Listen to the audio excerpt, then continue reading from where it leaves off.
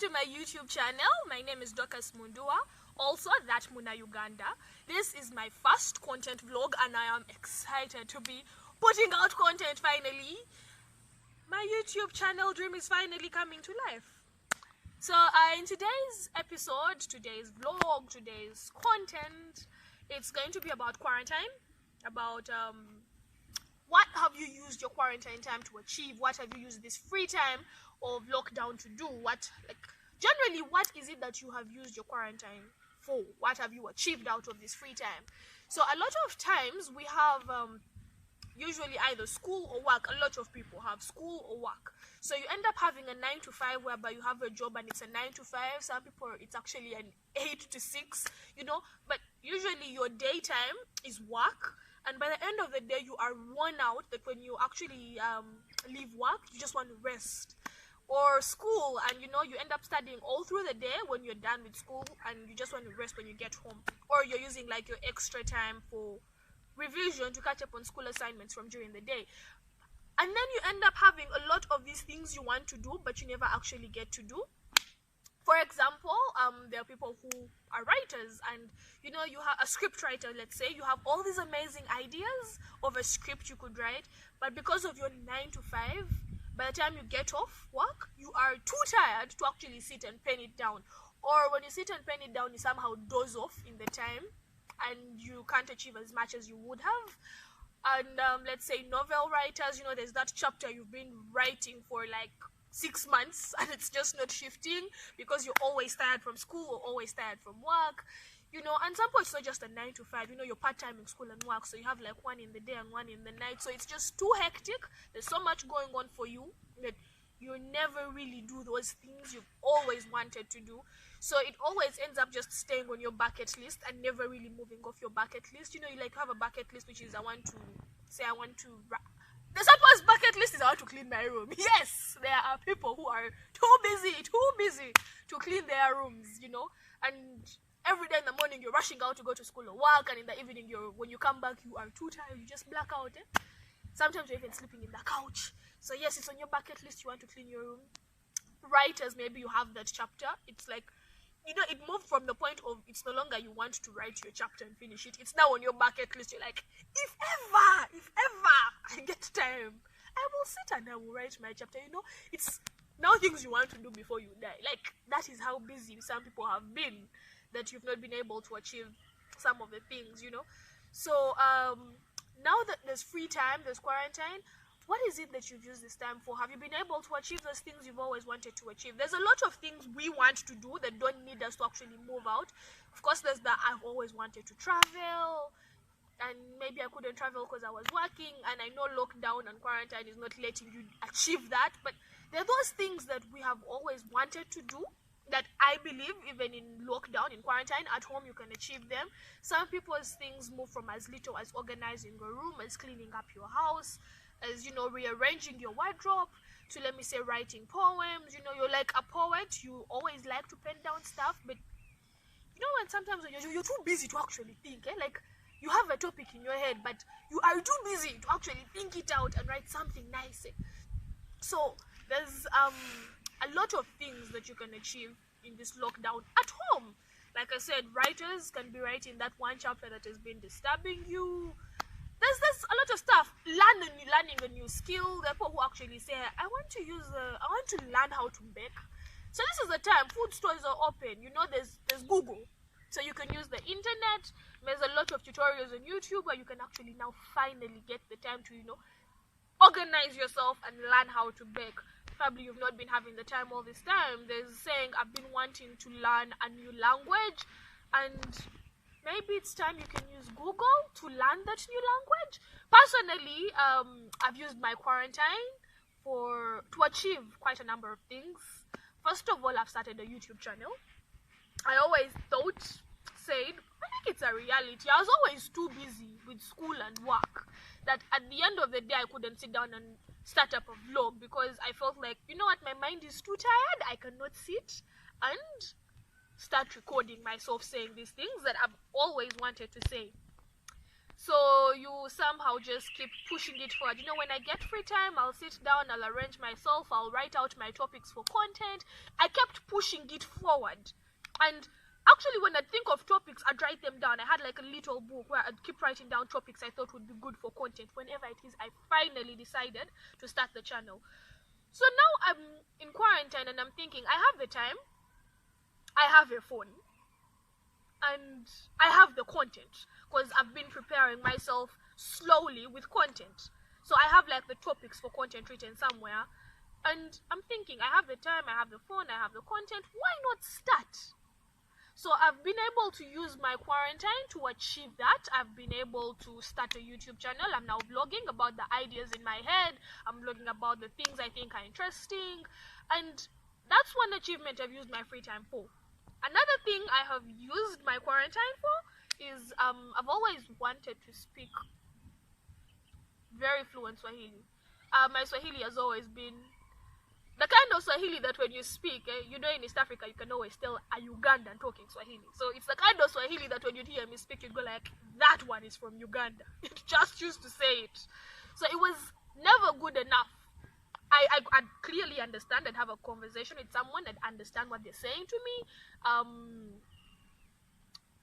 Relatives do speak it around me, but I think I'd never really concentrated to actually take time and better myself in the language. I always had the mentality of, after all, I understand what I speak is good enough to pass me by, and I think that's enough. So the first 2 weeks of the quarantine found me in a Kenyan community. I was at a friend's place when lockdown started, and I was held. I couldn't go back home in that time. So it's after the first 2 weeks that the rules were laxed a little for I think a day. So it was on that day that I came back home, and then the lockdown continues for extra 21 days. So that's like a month and a lot of time to a month. So I used the first 2 weeks of my quarantine to actually say, you know what? I have the advantage. I'm in a Kenyan community, so they speak Swahili all of the time. I understand what they're saying, but is my Swahili good? And also, because of the circles I live in, my school circles, my home circles, I don't get to be around people who speak Swahili all the time. So most of the time I'm speaking English, and very rarely, occasionally, Luganda. So because I'm always speaking English, in as much as my Swahili might be there, if I'm determined to learn, I need to speak to be able to pick it up. You know, the thing about languages is speech is practice. Speech makes you perfect. So I'm in a Kenyan community. They are speaking Swahili. I was answering in English all the time with like a little Swahili, but I was always shy to make mistakes. So I'd always be in a situation whereby I'm the English speaker. So I said, I'm in a good environment. I've always wanted to perfect the Swahili language, and I have the opportunity. And the time, it's not like before I had the excuse that my circles were English-speaking circles. I was with workmates and schoolmates who speak English. No, I am in a community that speaks the language I want to learn. So I was like, you know what? I'm going to actually pay attention to my speech. So I put myself in a situation whereby I try to talk. Okay? And I sounded funny. But not very funny, but you could still tell I was Ugandan, very Ugandan. But I kept trying to push myself to talk. And of course, also like the people I was with, sometimes I'd go like, I'm not going to say that, I'll sound funny, you're all going to laugh at me. I don't want to be laughed at today. But then they'd like tell me, no, if you speak, you learn. As you speak, you get better. And me too, because I had the conviction in me to actually speak Swahili better, and now I had the perfect opportunity, I took it up.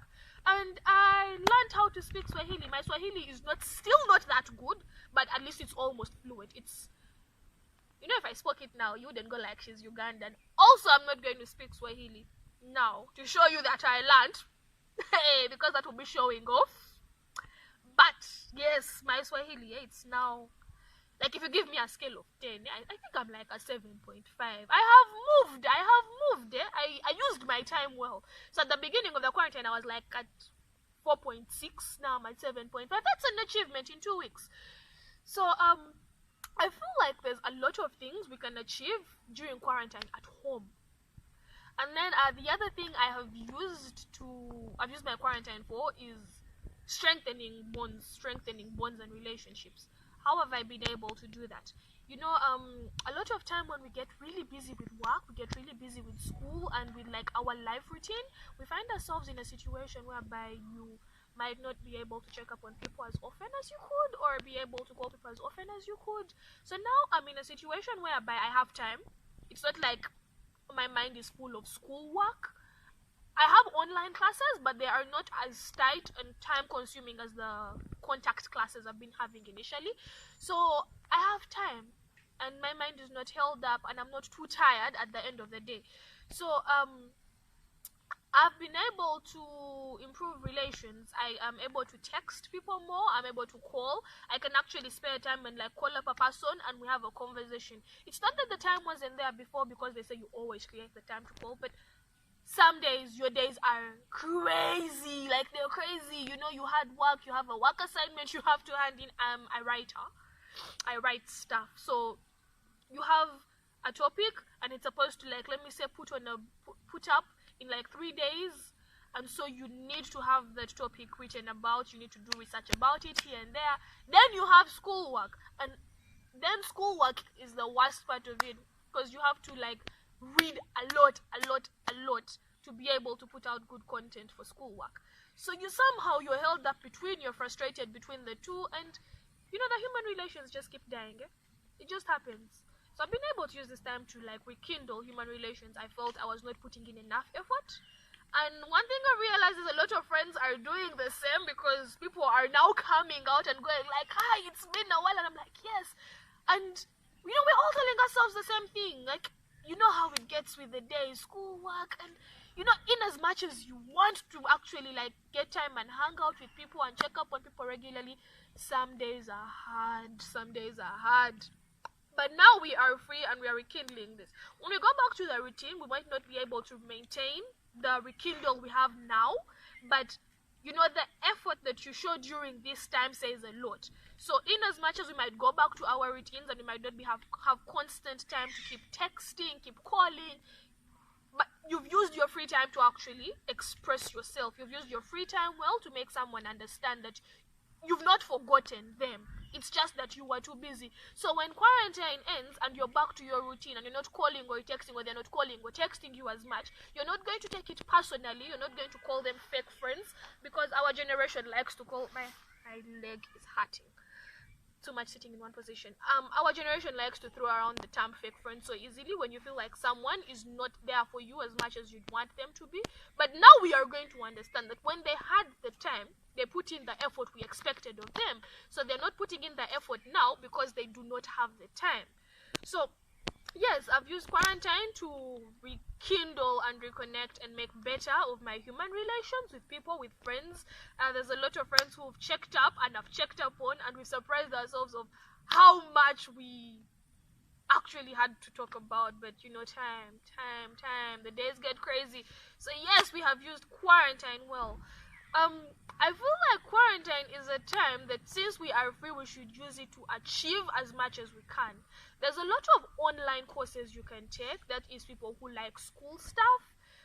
You actually don't need to like school stuff, but if you feel there is a qualification you need, and let me say your 9 to 5 was a problem, as a reason you were not able to get that qualification, and it's because of your 9 to 5 that you could not be able to like enroll for a short course, those short professional courses, 2 weeks, 4 weeks. Now that's the free time you can use. Enroll for those short courses. Before, you were saying, I'm too busy with work, when will I actually be able to read those things? They will send the work on the school platform. I will never be able to see it. But I really want to do that short course in human rights, in human resource. I really need a certificate in human resource management, but that time, now you have that time, do that short course. Then there's people who would go like, Banange, me, I've always seen this, there's these online schools, they do like practical lessons teaching you how to tailor, crochet. So they're like, I've always wanted to crochet. They make nice things, the things look easy, but time. Now, sister, brother, you have the time, sit down, enroll for that online course. It could be a professional course, it could be a Mikono. How do they say Mikono in English? Hands-on courses.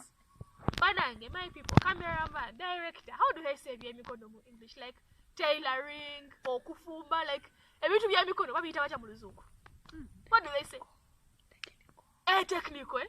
Someone has told me it's called technical. Technical what? Technical courses. Technical courses. There are those technical courses you can enroll for. English is becoming a problem. I've started forgetting.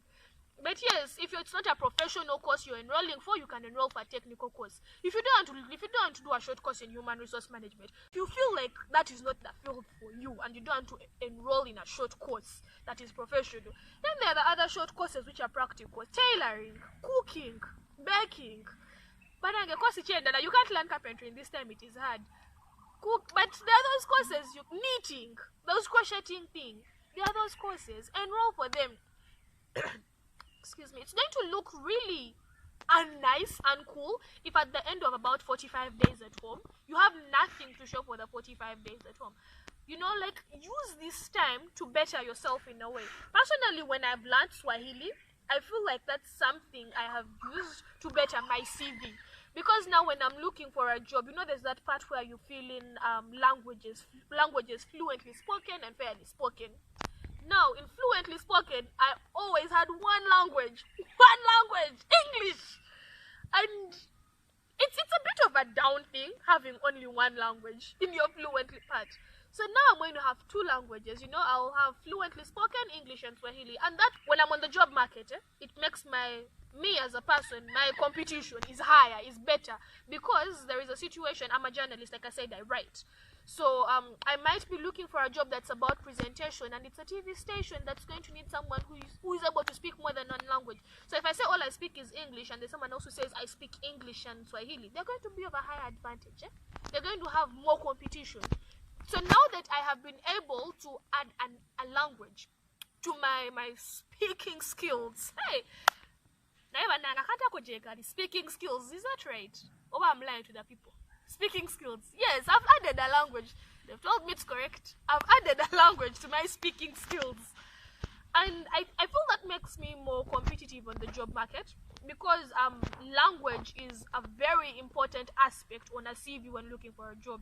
So it places me in more communities where I would have looked for a job only, let me say in Uganda, because I speak only English, and Luganda, of which Luganda is not like on a fluent level.